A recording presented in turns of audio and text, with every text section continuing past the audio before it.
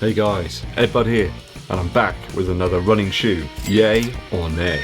You know this show by now. I'll be talking about 4 up-and-coming running shoes and whether I'll be putting them through their paces in the next few weeks. Do remember though guys, on running shoe yay or nay, just because I'm not interested in reviewing a certain shoe doesn't make it a bad shoe. Or if I say it's a nay, it's not a bad shoe, it just might not be something that I can particularly fit into the rotation, or there may be some other reasons why. So don't be disheartened. You know I never discount shoes. I always have my reasons. First one up today is the Hoka Clifton 7. Sorry, I should say the Hoka One Clifton 7.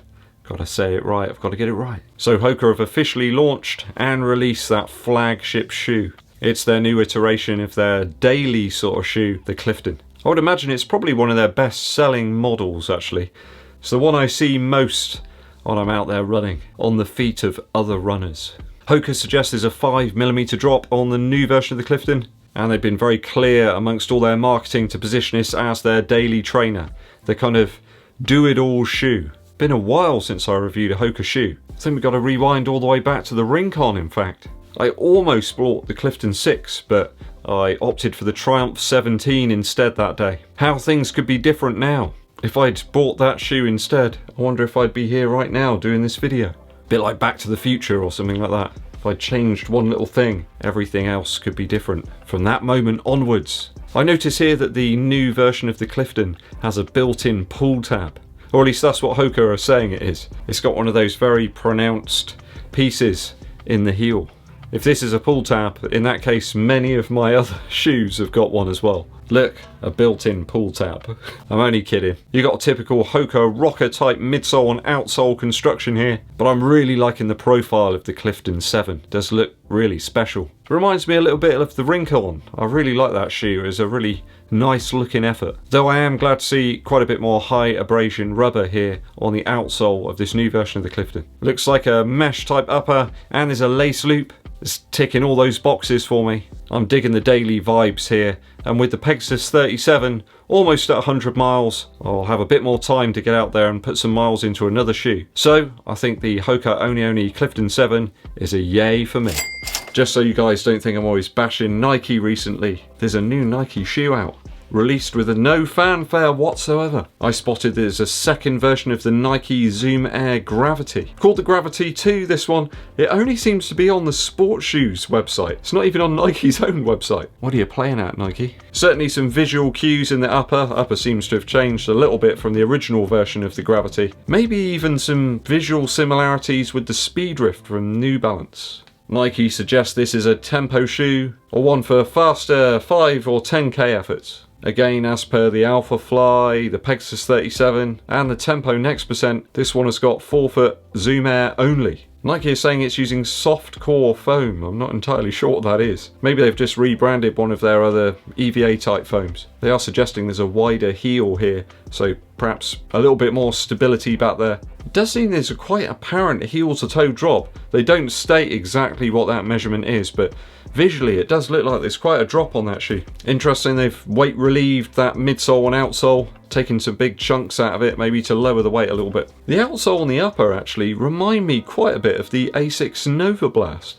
Quite minimal use of rubber on the outsole though, and at £90 it's a little bit more affordable. A little bit cheaper than their sort of daily model, the Pegasus 37. But at present, without any more info on this very quietly released shoe, I think the Gravity 2 is going to be a nay for me.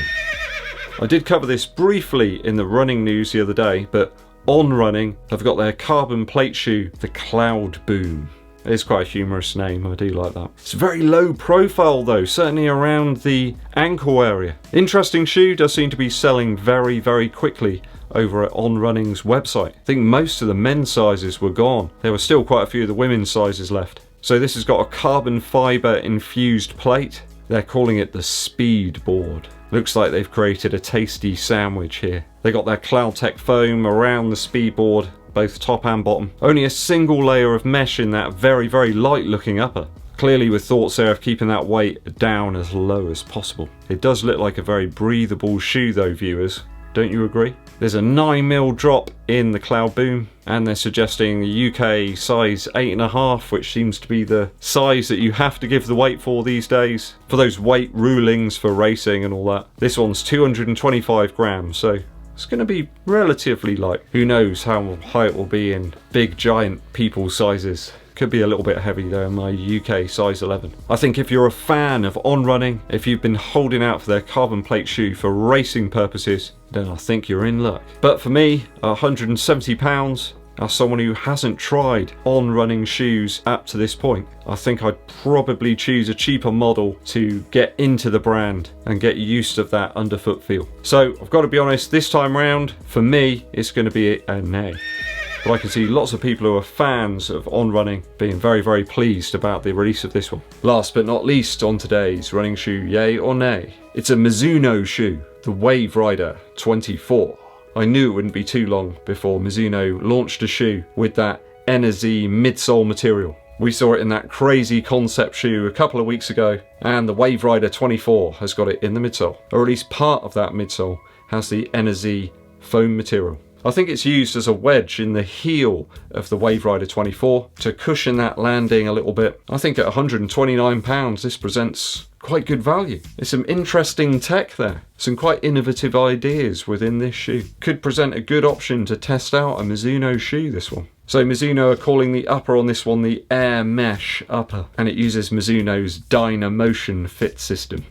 I'm liking Mizuno, they've got some good technology names. I think that's half the battle with me. If you've got a good name, I'm there. I think this fit system allows moisture to get out of the shoe really, really quickly, gives that foot a chance to dry. There's a Pebax plate inside this shoe, along with two other different types of midsole material. One which encases the plate, and then another under the heel to present a bit more cushion. Even more intriguing is the X10 outsole. Apparently this has a full-length ventilation system.